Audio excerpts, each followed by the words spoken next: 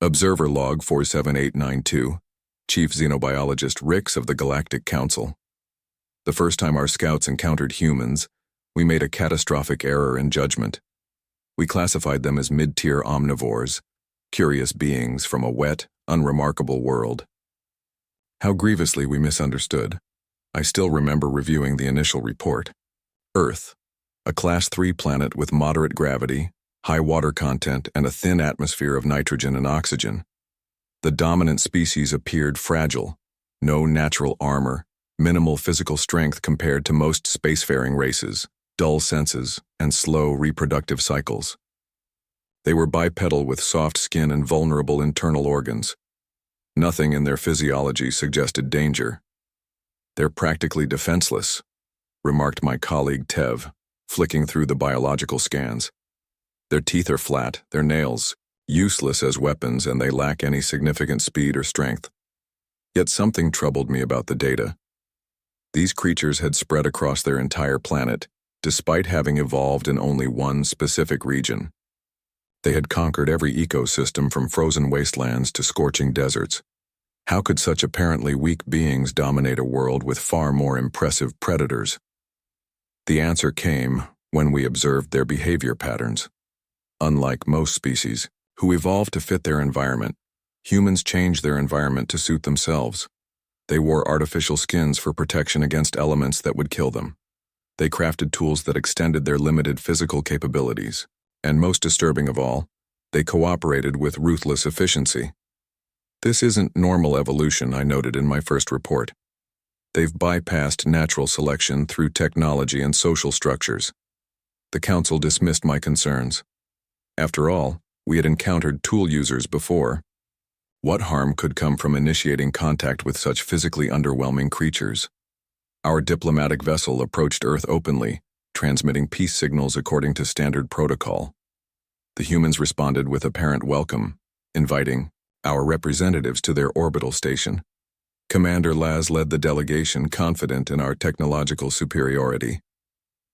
The meeting began cordially. The humans smiled, baring their teeth in what we mistakenly interpreted as a non-threatening gesture.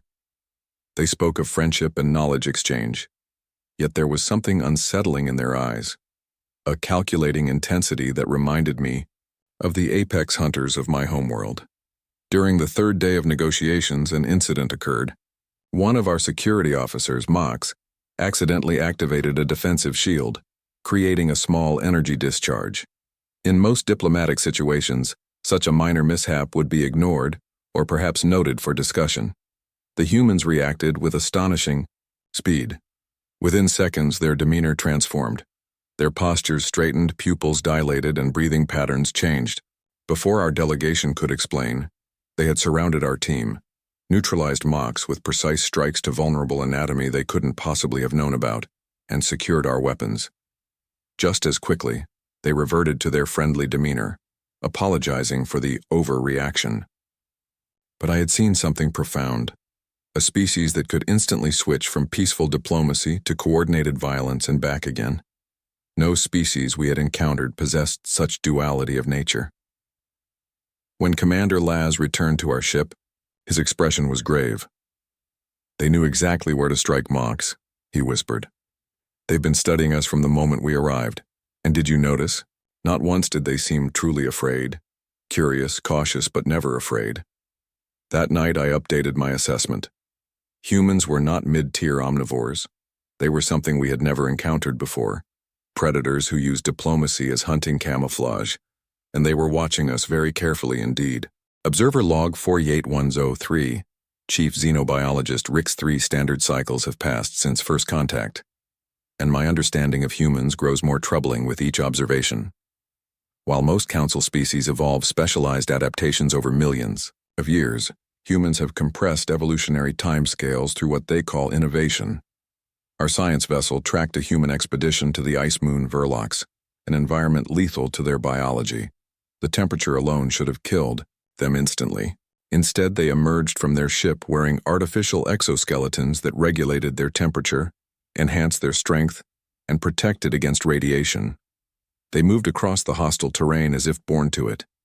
"How long did it take your species to develop these suits?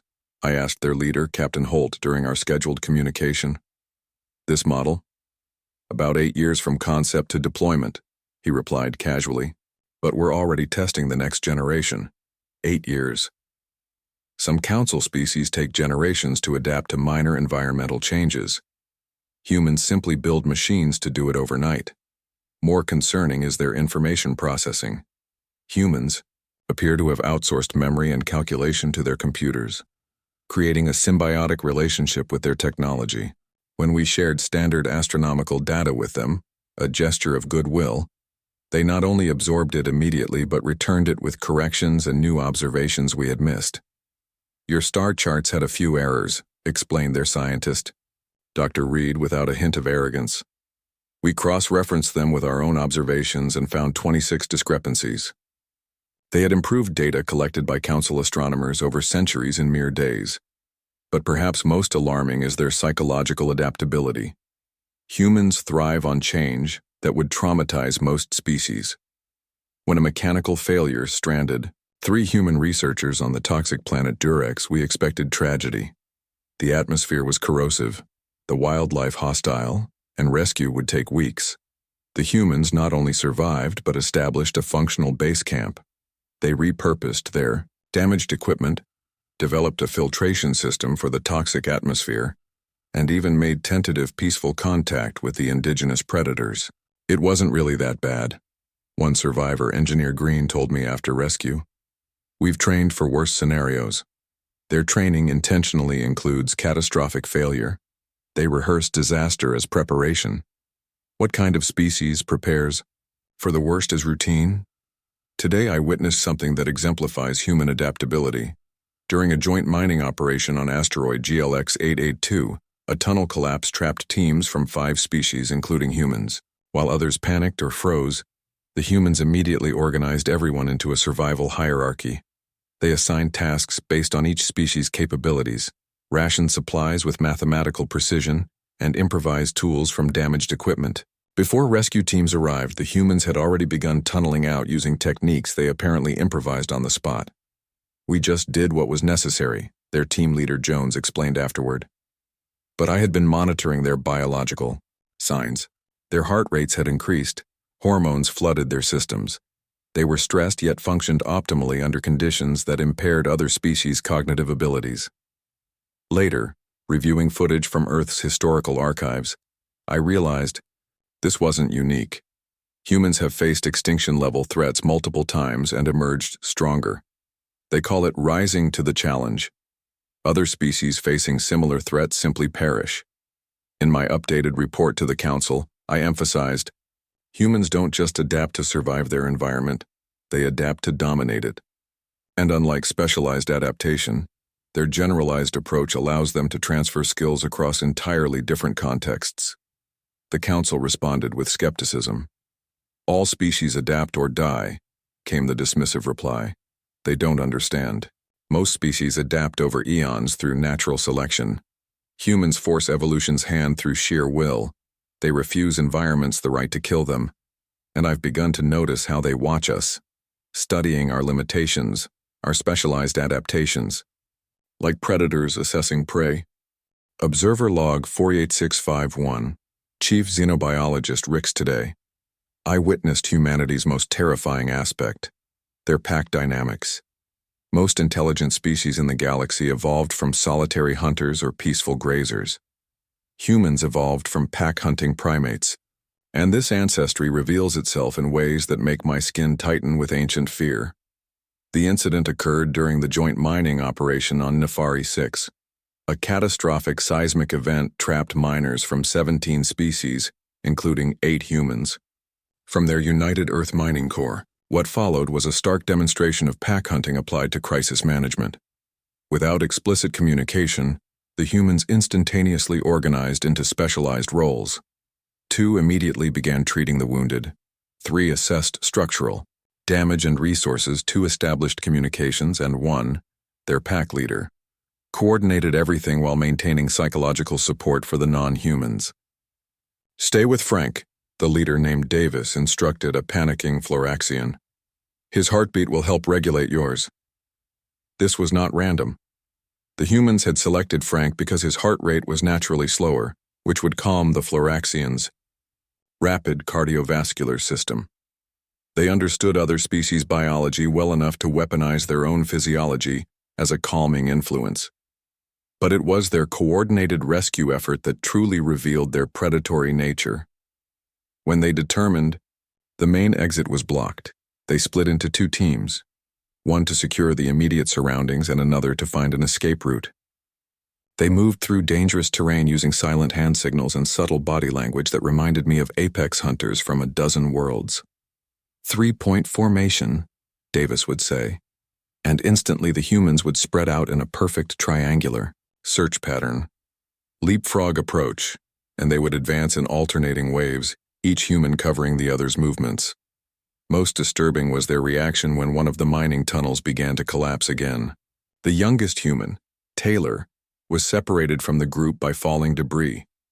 In most species, this would trigger either a panic response or abandonment of the lost individual. The humans did neither. Without hesitation, two humans created a diversion by loudly collapsing a side tunnel, while three others silently circled behind the danger zone.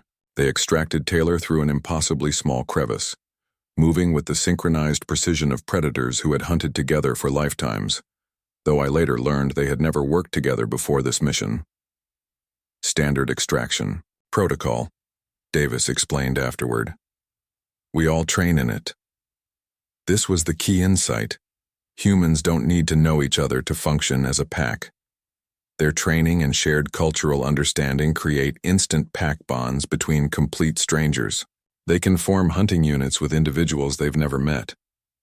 When we finally escaped the mine, I observed the reunion between the trapped humans and their waiting colleagues. They engaged in physical contact, embracing, touching shoulders, checking each other for injuries, just as pack predators do after a successful hunt. Later, reviewing security footage from the mine, I noticed something else. Throughout the crisis, the humans positioned themselves between the other species and potential dangers, not just to protect them, but to place themselves at optimal attack positions should any threat materialize. They were simultaneously protecting the group and preparing to eliminate threats. It's called covering your buddy, explained Davis when I inquired about this behavior pattern. Nothing special about it, but there is something special and terrifying about it. Most cooperative species in the galaxy evolved to fill complementary ecological niches. Humans evolved to hunt together. Their cooperation isn't about mutual benefit, it's about increased killing efficiency. In my report to the Council, I emphasized, human pack behavior doesn't require familial bonds or extended association. They can form lethal hunting units within minutes of meeting. Every human is a potential component of an impromptu predatory superorganism. The Council, as usual, missed the implications. Many species cooperate, they responded. Yes, many species cooperate. But humans cooperate like wolves who have learned to build starships, and I've begun to notice how they're organizing us, all non-human species, into roles within their extended pack structure. We're being incorporated into their hunting patterns, and most don't even realize it. Observer Log 49205, Chief Xenobiologist Rix. The greatest predators are not always those with the sharpest claws or strongest jaws, but those who excel at deception. After 5 cycles of studying humans, I've concluded they are the galaxy's ultimate deception specialists, a skill that makes them terrifyingly effective predators. Unlike most species whose emotional states are transparent and whose intentions can be read through biological cues, humans can deliberately separate their inner experience from their outward expression. They call this acting, or sometimes poker face, the ability to conceal true thoughts behind a manufactured persona. I observed this skill during diplomatic negotiations between humans and the Tresky conclave over mining rights in the Paraxia belt. The Tresky, like most species, display their emotional states physically. Their skin patterns shift involuntarily with their feelings. The humans appeared to be completely open as well, showing appropriate expressions of consideration, concern, or satisfaction throughout the talks. Only because I was monitoring their biological signs did I realize the deception. Their facial Expressions and body language conveyed respect and careful consideration, while their hormonal patterns and neural activity revealed calculating assessment and even occasional contempt. They were showing the Tresky exactly what would elicit the desired response while thinking something entirely different. "It's just professional diplomacy," explained the human diplomat Ward when I cautiously broached the subject later. "Everyone puts their best foot forward in negotiations." But that's precisely the point. Most species are incapable of putting a foot forward that differs from their actual position. Humans can present entirely fabricated emotional states while concealing their true intentions. This deceptive ability extends beyond diplomacy into all aspects of human interaction. During a security incident on Station Alpha, I witnessed a human security officer named Miller calmly talking down an armed Jurexian who had taken hostages.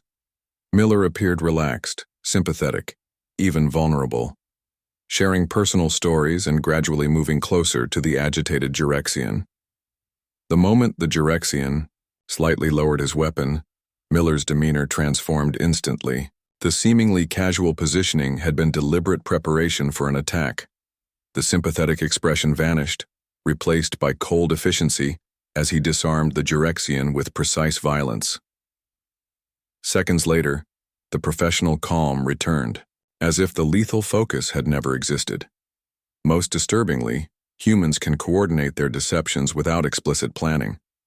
During a cultural exchange event, I deliberately fed misinformation to different human representatives to test their response.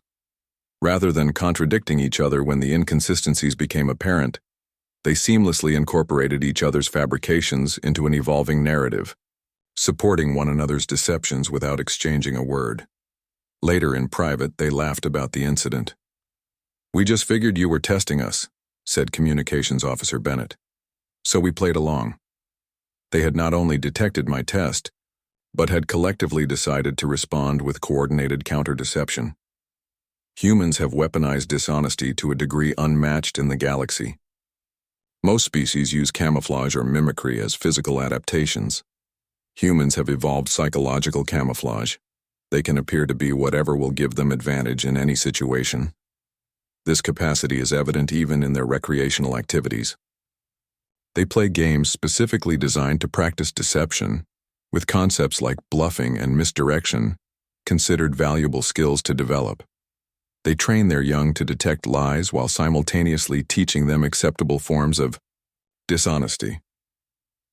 In my urgent communication to the Council, I wrote, "Human deception is not simply a social tool, it is a predatory adaptation. They use engineered personas the way chameleons use color change, but with conscious, strategic intent. They can coordinate false narratives across multiple individuals without prior planning." The Council responded with their usual complacency. "All intelligent species engage in some level of information control. This fundamentally misunderstands the issue. Other species may hide information or create distractions. Humans manufacture entire false realities and can maintain them indefinitely. What truly unnerves me is how humans deploy strategic honesty alongside deception. They build trust with carefully selected truths, creating channels of credibility they can later exploit. By the time you realize which parts were deception, the trap has already closed, and I fear we are all already caught in a web of human design." Observer Log 49782, Chief Xenobiologist Ricks. "The measure of a predator is not only how effectively it can hunt, but how much damage it can sustain while continuing to function. In this regard, humans display capabilities that defy biological logic. Their relationship with pain and injury places them in a category beyond any predatory species we have cataloged. The incident aboard Research Station Epsilon 9 demonstrated this with horrifying clarity. During a containment breach in the Xenobiology section, highly corrosive experimental compounds were released into the air processing system. Emergency protocols activated, sealing the affected sections and evacuating personnel. 5 species were present when the breach occurred. All fled immediately as their pain receptors triggered. All except the humans. Security footage shows 3 humans, technicians Morris, Diaz, and Park, moving deeper into the contaminated area, while their skin visibly blistered from chemical exposure. They navigated through toxic clouds to reach two trapped Vexillian researchers, applied emergency breathing apparatus to the aliens first, and physically carried them to safety before attending to their own significant injuries. In the medical bay afterward, I examined the human's wounds.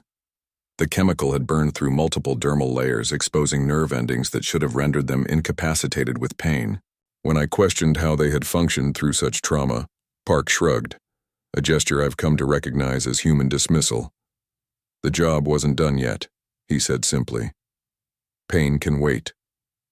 This capacity, to acknowledge pain yet consciously, override its debilitating effects, represents an evolutionary adaptation so powerful it borders on the supernatural. Most species experience pain as an absolute command to cease harmful activity. Humans experience it as a suggestion they can choose to ignore. Further research revealed this isn't unique to emergency situations. Humans routinely endure pain for various purposes, from medical procedures to athletic competition to ritual practices. They willingly accept suffering for abstract concepts like achievement or beauty. During the Galactic Athletic Exhibition, I witnessed a human runner named Lynn continue a long-distance race after sustaining a fractured leg bone. When questioned, she explained, "I'd trained for 3 years. A broken tibia wasn't going to stop me from finishing." This reflects a fundamental difference in consciousness. For most species, the body's integrity warnings are the highest priority input. For humans, abstract goals can take precedence over physical wholeness. They can choose purpose over pain. More terrifying still is their ability to adapt to long-term suffering. When the mining colony on Darun 7 lost environmental controls during a solar storm, temperatures rose to barely survivable levels. While other species fell into distress-induced hibernation or required constant medical intervention, the human miners established a rotation system and continued operating at 60% efficiency for 11 days until repairs were completed. "You get used to it," explained mining supervisor Reyes. "The first day was rough, but then you just accept that you're going to feel terrible and get on with your work." Get used to it, a phrase that reveals a uniquely human neural adaptation. Their pain receptors can be cognitively adjusted, their baseline for acceptable suffering consciously recalibrated according to circumstance. The military applications of this trait are obvious and disturbing. During a pirate attack on transport, Vessel Horizon, the ship's security team, all human, sustained multiple injuries while repelling boarders. Medical scans afterward showed 2 officers had been fighting with punctured lungs, one with a severed hand artery closed by improvised tourniquet, and another with completely shattered finger bones still gripping his weapon. Combat focus, their commander Thompson called it. You don't feel much until it's over. In my classified report to the Council's Defense Committee, I emphasized, human pain tolerance represents an unprecedented tactical advantage. They will continue fighting at full capacity with injuries that would incapacitate most species. This makes standard deterrence calculations obsolete. The threat of harm cannot be relied upon to modify human behavior. The committee's response reflected growing concern. Can this trait be weaponized against other species? It already has been. Humans are systematically normalizing their pain threshold across joint operations, establishing endurance standards that only they can consistently meet. Other species are being psychologically conditioned to either meet human resilience levels or accept secondary status. Most predators hunt until the cost in pain or energy exceeds the potential reward. Humans have evolved beyond this fundamental, limiting factor. They can sustain damage that would stop any rational predator and still achieve their objective. They don't just endure pain better than us, they use it as fuel. Observer Log 5027. Chief Xenobiologist Rick's most apex predators live primarily in the present. Their consciousness focused on immediate threats and opportunities. Humans exist simultaneously across past, present, and future in a way that augments their predatory effectiveness to an unprecedented degree. They are not just physically dangerous, they are temporally dangerous. This became clear during my embedded observation with the human archaeological expedition to the ruins of Salix Prime, a civilization that collapsed 8,000 years ago. While most species conduct archaeology to gather artifacts or technological insights, humans approach extinct cultures with unsettling intensity. These weren't just buildings, explained Dr. West, the expedition leader, as he meticulously recorded the position of ceramic fragments. This was someone's home. Someone cooked meals here, raised children here, lived and died here. We owe it to them to remember correctly. This sentiment, an obligation to accurately preserve the experiences of beings long dead, reflects humans' unique relationship with the past. They don't simply record history, they internalize it emotionally, creating psychological continuity between themselves and ancestors they never knew.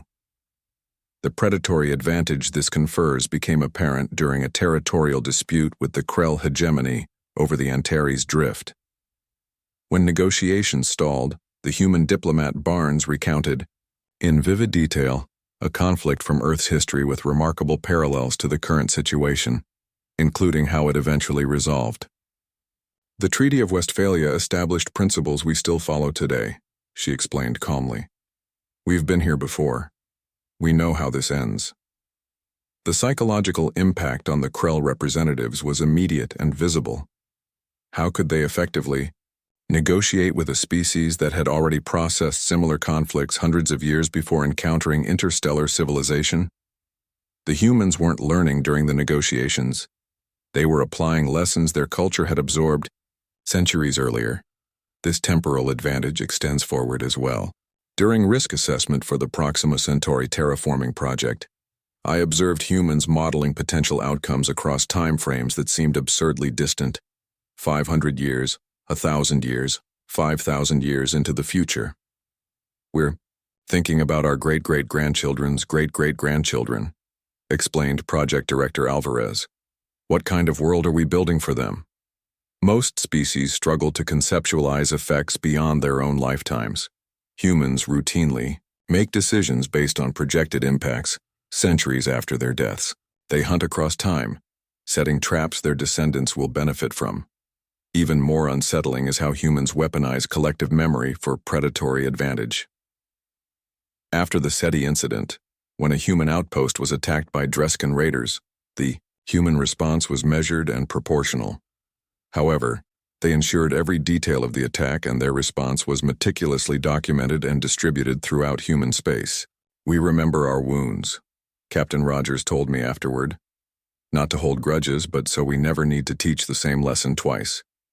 The message to potential adversaries was clear.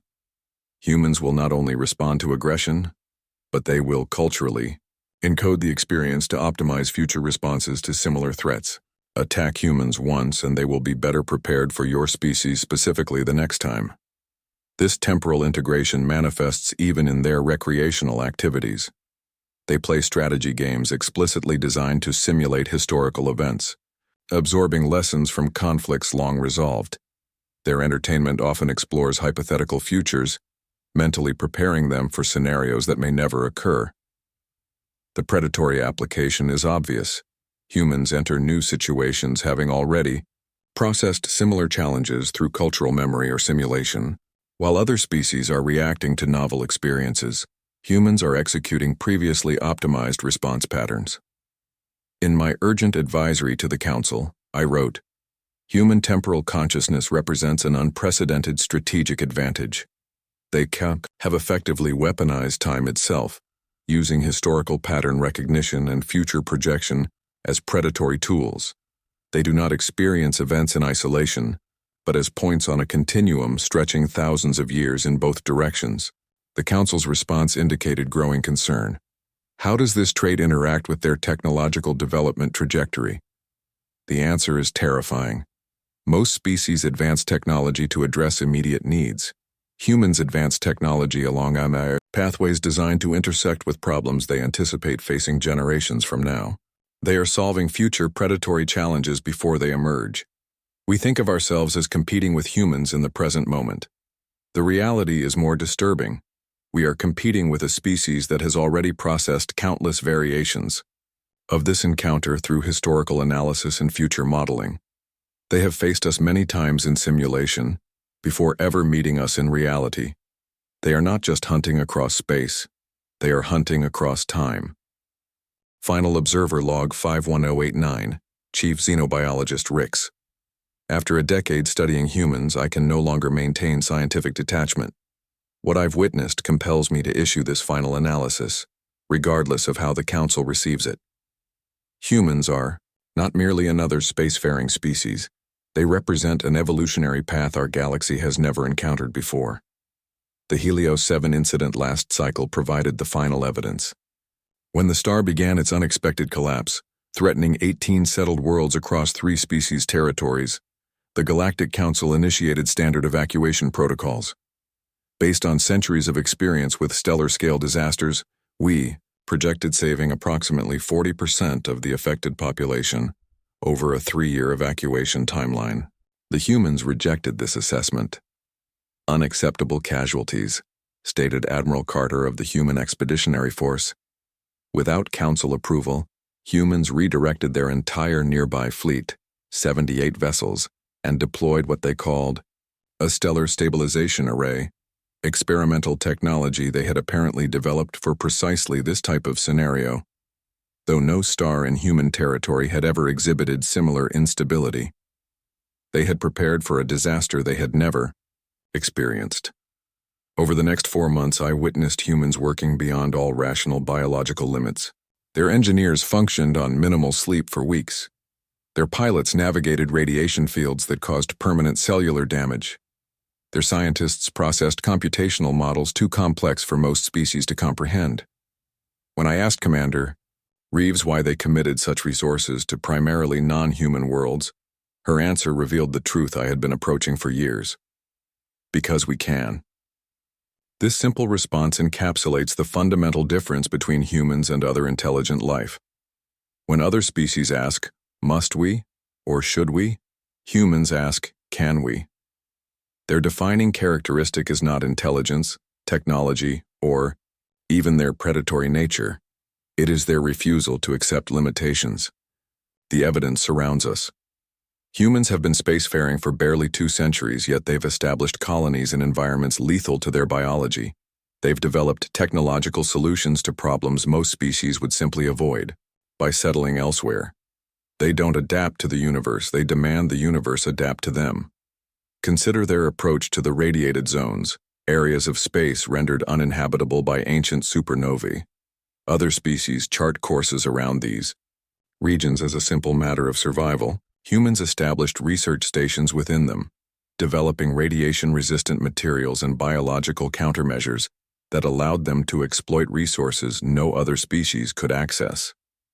Challenging environments drive innovation, explained Research Director Patel. Comfort breeds complacency. This perspective reveals humans not just as predators, but as predators that intentionally seek adversity to sharpen their capabilities. They manufacture evolutionary pressure to accelerate their own development. Even their failures demonstrate this principle. When their quantum fold project resulted in the loss of an entire research team, they didn't abandon the technology as too dangerous as most species would. They analyzed the failure, refined their approach, and continued. 6 years later, their quantum fold drives gave them faster-than-light capabilities that outpaced Council technology by an order of magnitude. They consume failure as fuel. Most alarming is their relationship with extinction. Every spacefaring species has faced existential threats during their evolution. The common response is to develop defensive measures specific to those threats. Humans instead developed a generalized response to extinction itself, a psychological and technological framework for confronting any scenario that threatens their survival. We've gamed out hundreds of extinction scenarios, Admiral Carter told me during the Helios crisis. Climate collapse, nuclear war, asteroid impact, pandemic, AI rebellion, we've mentally processed them all. What's one unstable star compared to that? In my final report, I must state a conclusion that will be dismissed as hyperbole. Humans are not merely adapted to their environment or even to Earth. Humans have adapted to adapt. They have evolved to evolve. They have developed predatory strategies not just for specific threats, but for the very concept of threat. The Council asks if humans represent a danger to galactic civilization. This fundamentally misunderstands what we are witnessing. Humans don't want to destroy civilization. They want to consume it, incorporate it, and transform it according to their relentless drive to overcome all limitations. They are not apex predators in the conventional sense. They are extinction itself, evolved into conscious form, then taught to dream. As I submit this final analysis before my retirement, I offer one last observation. In human entertainment, I've noticed a recurring motif. Humans encountering alien life, far more advanced than themselves, yet ultimately prevailing through adaptation, tenacity, and what they call human spirit.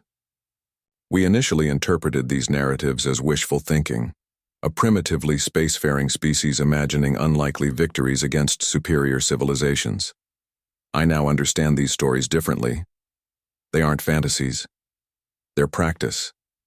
Humans have been mentally rehearsing their encounter with advanced galactic civilization for generations. They've explored countless scenarios where they begin at a disadvantage, but ultimately adapt and overcome. While we studied their biology and technology, they were studying us, modeling our psychology, our decision frameworks, our weaknesses. Every human enters first contact having already processed thousands of simulated alien encounters through their entertainment, literature, and thought experiments. They have been preparing for us for centuries before meeting us. In closing, I offer this warning. Do not think of humans as fellow travelers on the galactic stage. Think of them as a force of nature that has achieved sentience. Respect them, learn from them, work with them when interests align, but never forget what they are. They emerged from a world that tried to kill them countless times, and instead of merely surviving, they conquered it. They don't want a place among the stars, they want the stars themselves. End transmission.